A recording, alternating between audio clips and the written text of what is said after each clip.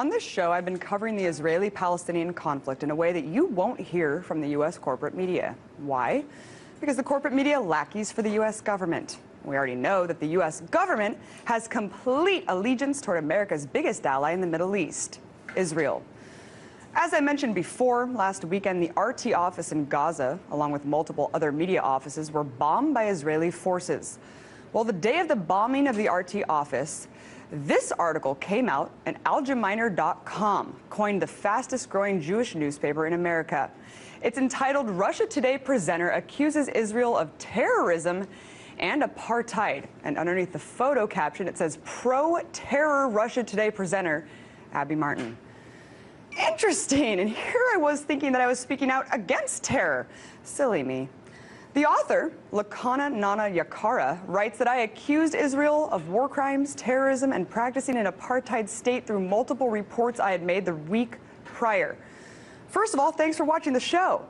And I'm not going to sit here and dispute the claims made in this article. I'll say it, I said it then and I'll say it now. Israel is practicing apartheid. And it's not just me who's saying it. It's Noam Chomsky, it's Chris Hedges, it's multiple other human rights activists and journalists worldwide. And yep, according to Protocol 1, Article 79 of the Geneva Convention, it's a war crime to target journalists. And dropping white phosphorus on an open-air prison is also a war crime. Lastly, let's talk about what the word terrorism really means. The definition is the systematic use of terror, often violent, especially as a means of coercion. So by that definition, is Israel not responsible for terrorizing Palestinians with house demolitions, unwarranted arrests, torture, checkpoints, psychological warfare, and detention? But let's backtrack for a second. Who is behind algeminer.com? Who has said such nice things about me? Well, I did a little digging. Its parent company is a Jewish media organization called Gershon Jacobson Jewish Continuity Foundation. Some of the benefactors of the foundation include the Israeli Ministry of Tourism and Israel Bonds. And it has been endorsed by Senator Joe Lieberman, New York Mayor Michael Bloomberg, as well as Gabriela Shalev, the permanent representative of Israel to the United Nations. So where am I going with all of this? Well, 2 days after the RT office was bombed in Gaza, an email from the spokesperson for the Israeli Prime Minister's office, Alex Selsky, arrived to the head of RT's Moscow branch. No, not apologizing for bombing RT, but instead, he gave an oddly veiled threat where he claimed that RT's coverage is one-sided regarding the conflict. Not only did he not apologize, but Netanyahu's own spokesperson basically insinuated that the RT station is fair game to be attacked because of the side we've taken in our coverage.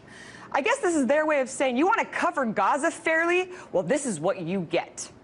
Unacceptable and despicable behavior coming from the office of the Israeli Prime Minister. Look, if you aren't convinced that Israel's full-on war against the media quite yet, check this out.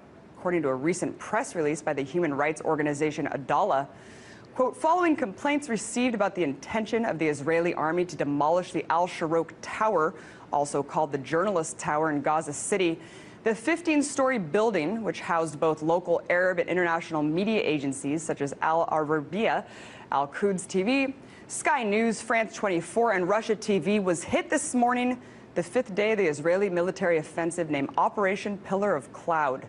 Local media sources reported that 8 journalists were injured in the initial attack.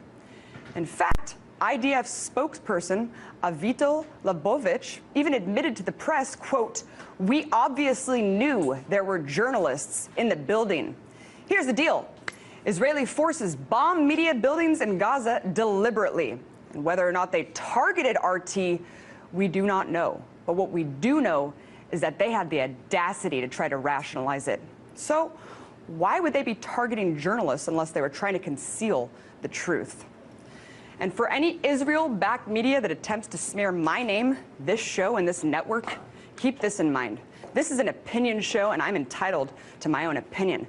But the facts are the facts. And sometimes the truth hurts, doesn't it?